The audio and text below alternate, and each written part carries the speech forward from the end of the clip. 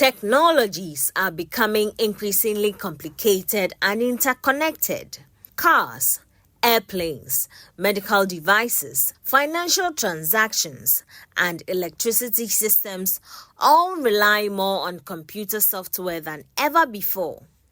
Technology can be a source of tremendous optimism. It can help overcome some of the society's greatest challenges, including climate change, farming, and diseases. For those who believe in the power of innovation and the promise of creative destruction to advance economic development and lead to better quality of life, technology is a vital economic driver. But it can also be a tool of tremendous fear and oppression, embedding biases in automated decision-making processes and information processing algorithms, exacerbating economic and social inequalities within and between countries to a staggering degree, or creating new weapons and avenues for attack. This led to the development of cybersecurity, a distinct field throughout the 1960s and 70s, which exploded into the public consciousness in the late 1980s after a series of events that highlighted just how dangerous lack of security could be. Israel has earned a reputation in recent years as a tech powerhouse. It has the second highest concentration of high-tech companies in the world after Silicon Valley and the largest number of startups per capita in the world. But how did a state with only 9 million inhabitants become a technology giant and a favorite destination for tech multinationals? Let's take a listen to Executive Director of Cyber7, Daniel Martin, as he explains the initiatives implemented to have gotten the country to this stage. Cyber7 was initiated by the Israeli government 2 years ago. The stakeholders are the Ministry of Economy, the INCD, Israel National Cyber Directorate, and Israel Innovation Authority, and it's led by Tech7, NGO that promotes innovation and entrepreneurship. And the main idea is to create an entity that will promote partnerships and collaborations between the different players in the ecosystem here in Israel, between the industry, the government, the academy and private sector, of course. And the main idea is to create synergy between these players when Cyber7 is actually a national player, but it's not a government. Okay, which means we're national, we're looking at the national ecosystem here in Israel, but we're not government, which means there's no bureaucracy, and we're very flexible, and we can promote partnerships very easily, I would say, and much faster than any other government official entity. So since the inception of this community, how would you say it has impacted the whole cyberspace? So I think that, first of all, if we're talking about the economy, okay, here in Israel, so the leading category, I would say, in the high-tech scene here in Israel is cybersecurity. Now, once you know you're strong in that, you need to make sure not to stay at the top, but not to be at the top, but to stay there. And I think that we helped a lot of Israeli startups and companies and connecting them to investors and potential customers. So we helped closing a lot of deals very easily, something that never happened before. That was we working in the name of the government, and for the private sector, it's really innovative that there's kind of an entity that helps them with no fee involved, and this is something that I haven't seen in any country in the world. So I think this is there are a few countries that are trying or planning to do that, but I think it's very special here in Israel. Okay. Talk of a few countries, trying to do that. I know Israel has been partnering with other countries to help transform their digital space as well. Can you help us understand what the role of the community is in achieving this whole agenda? So the Israeli industry has a lot to offer. Now, once there's a country or foreign government that actually wants to launch any project regarding cybersecurity, if it's education, training, establishing a national SOC or something like that, Cyber 7 can advise and help them find the right partners to do that. Because we're very much involved in the industry here in Israel, we can make sure that you're doing business with the right players who has the knowledge and the ability to help you. Is that to say you are also making a call to other countries or organizations who are willing to partner? Yes, for sure. We're very, very open. We're working today with, after 1 month in my position, I stopped counting. So we're working with a lot of countries. There's a huge demand to work with the Israeli industry, and Cyber 7 is the gateway to do that. So we're actually, any country is welcome to reach out to us, and we'll be very happy to help. Do you care to share the countries you've been working with so far? I cannot say specific, but from Africa, Europe, Americans, Latin America, and of course the East. There's a lot of countries involved, and we're happy to do that. Okay, we all know that currently Israel is under war. How has the community also contributed in this regard? So regarding this, the war, we actually had a very special project that we did together with the National Digital Authority here in Israel. We launched a cyber center, and that private researcher, cyber researcher, came to our center and helped Israeli organizations that were under cyber attacks for free. That's how we contributed to the industry here, because there was a lot of cyber attacks on Israel, on Israeli organizations. So together with the private sector, we help them to manage these attacks. Okay, in Ghana, the two main sectors that have seen a rise in cyber security or technology as a whole. We have the financial sector and the agri sector. I want to find out, in your community, what you're doing for these two sectors here in Israel. So the financial sector actually is very mature. They were being hacked much before others, banks, insurance companies, and more. So together with the Ministry of Finance, which is the regulator of the sector, we're helping them in promoting the partnership between the public sector in finance and private companies, sharing information, intelligence, which is very much important in the financial sector. And regarding the agriculture, there is also a cyber unit that, together with the Ministry of Agriculture, are in charge of guiding the sector and promoting them, the resilience of the sector, and making sure they won't be attacked and will be able to handle any cyber attack that will come along. Okay, so I understand this community is usually of younger people. There's a lot of young people that trying to find their way in the cyber world, but not necessarily. There's a lot of grown-ups also, but basically, yes, most of the young generation is looking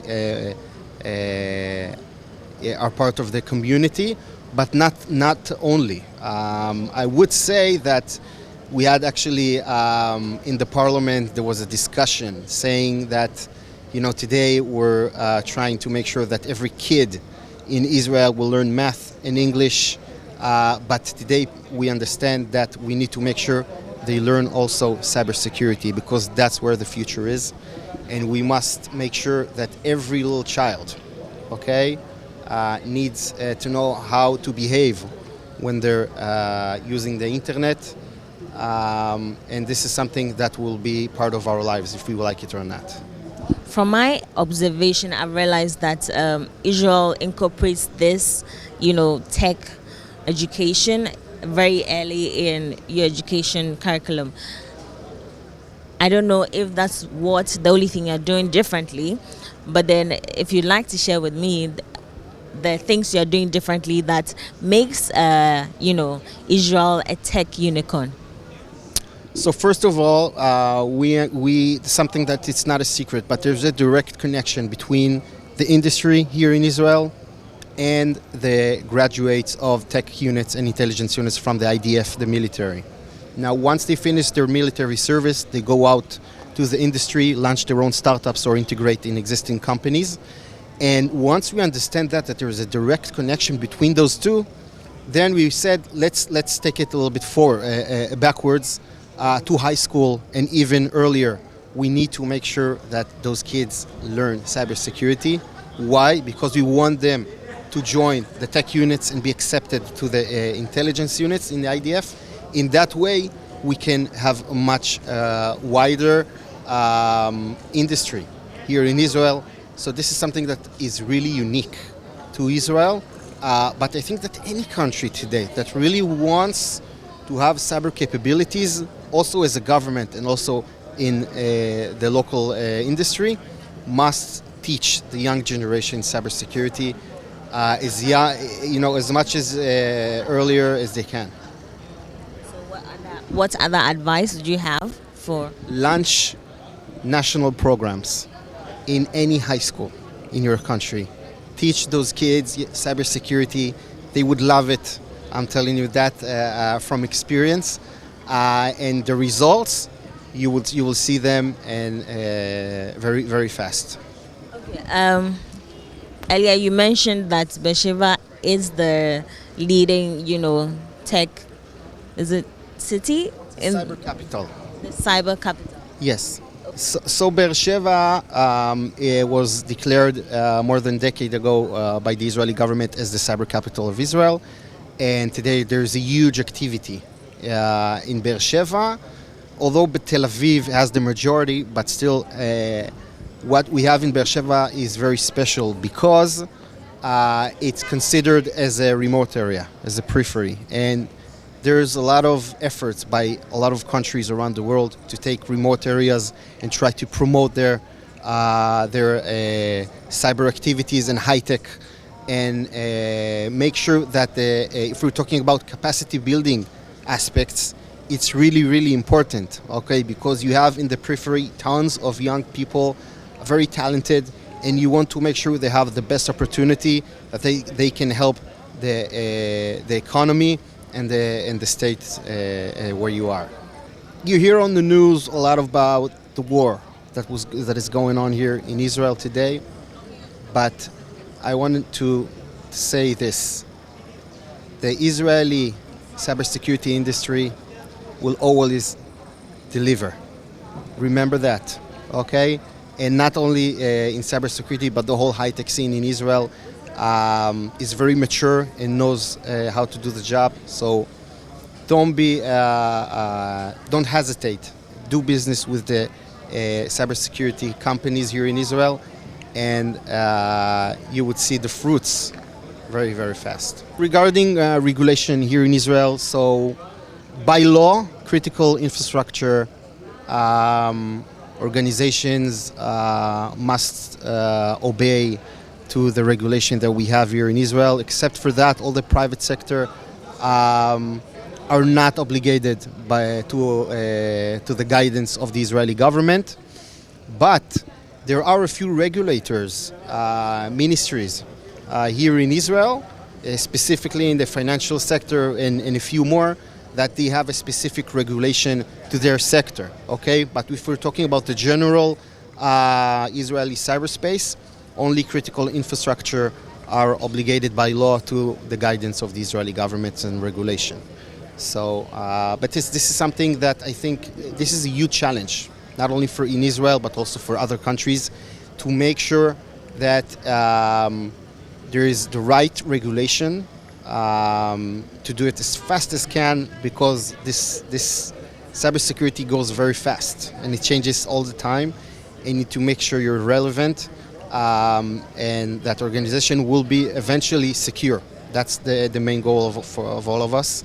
So this is a huge task and something that any country needs to make sure they do the right efforts to do that. So AI came to our lives a few years ago.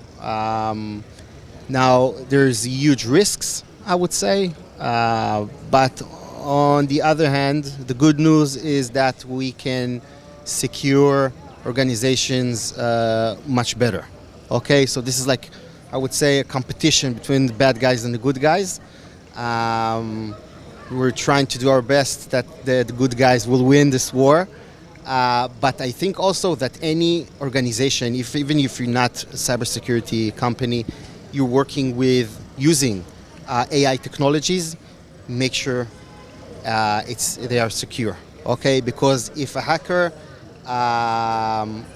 will take over those technologies, it's not good. Okay, so please, if you're using any technology, open source or AI technologies, it doesn't really matter.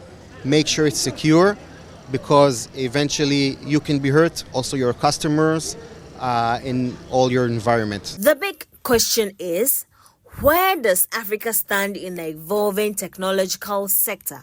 Here is Chief Executive Officer of Israel Innovation Authority, Drobin, outlining how he believes Africa would benefit from the technology and cybersecurity space. I believe that artificial intelligence is going to influence and disrupt all sectors of life. If you talk about agrotech and food tech and health tech and energy, all technological sectors and all technological products and services are going to be changed by artificial intelligence. For instance, I take the example of health tech or discovery of therapeutics. We already see, we have here startups in Israel that use artificial intelligence to research, to discover, and to develop new therapeutics. And by that, the pace of developing of new medicines and drugs is accelerating. And this is going to benefit entire humanity, including Africa as well.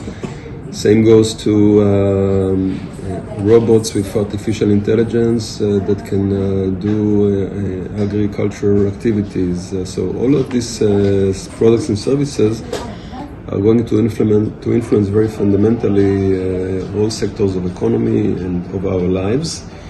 And I'm sure it will be implemented also in Africa, like many other technological solutions are implemented in Africa. In a sense, maybe Africa has an opportunity to leap jump here because many of the continent infrastructure is behind. So instead of going through all the stages that in other countries had to go, you can jump straight ahead to the most innovative solutions and leverage those amazing developments.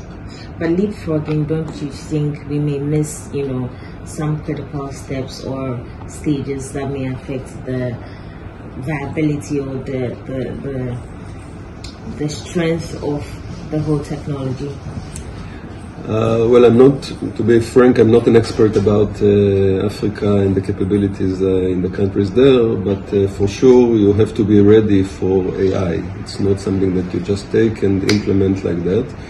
You have to have the right regulation in place to make sure that AI is not used against people and against human rights and privacy and so on. You have to have the right infrastructure in the country in terms of data centers and computers, the right volume of energy supply. So there are some necessities before you can implement fully the benefits of AI.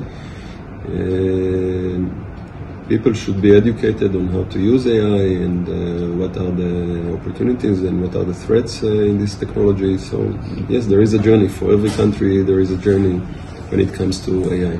I want to know what kind of regulations Israel has put in place to ensure that the technology or AI is used efficiently.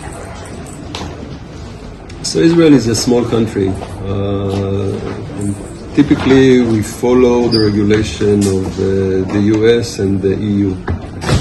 Those are, if you will, the countries that are paving the way in terms of regulation, and we just follow and replicate the regulation to Israel. But I can tell you from working with the local ecosystem that many startups are searching for technological solutions in order to prevent deep fake, or at least notify consumers that they are watching deep fake. So the ability to know what was created by humans and what was created by artificial intelligence is something that can be detected by technology, and some startups in Israel already sell this technology in order to be able to identify that something was created by artificial intelligence, and to mark this fact for the end user, for the consumer who is watching this video or audio or whatever. Israel is like the second country with the largest technology or advancements or whatever. But you mentioned that there are still gaps you're facing. I just want you to reiterate the gaps and highlight how you are trying to fill the gaps. Yeah. So, for instance, the first gap, which for me is the most significant, is the fact that there is no local data center with a supercomputer that can train large AI models in the country. So researchers and startups have to work in the cloud, in data centers which reside elsewhere. And this is something that we believe should be changed, and this is why we are issuing a call for proposals in 2 weeks from now to establish the first supercomputer on the ground here in Israel, to make sure that it will be in high availability for researchers and for developers, and also in a good level of cost. So also early stage startups that don't have so much money could use it and leverage this capability. How can we use AI to find our enemies and to protect our safety data? You're absolutely right. This is a very important point. I think that on the stage, the head of the cybersecurity directorate was touching this point. And this intersection between cyber and artificial intelligence. I think that AI could enhance cybersecurity capabilities in a very significant way. Today, cybersecurity is already very developed, but yet eventually it relies on people. And people, there is a limit to the number of people and the number of working hours and so forth. When it comes to artificial intelligence, there is no limit. You can just add more and more computer power, and they work 24/7, 365 days a year, and I believe they can do a lot of the activities that today are being done manually, automatically, and enhance the cybersecurity capabilities. At the future, may the world change forever? For example, I was hearing you, and I think many people will lose their jobs.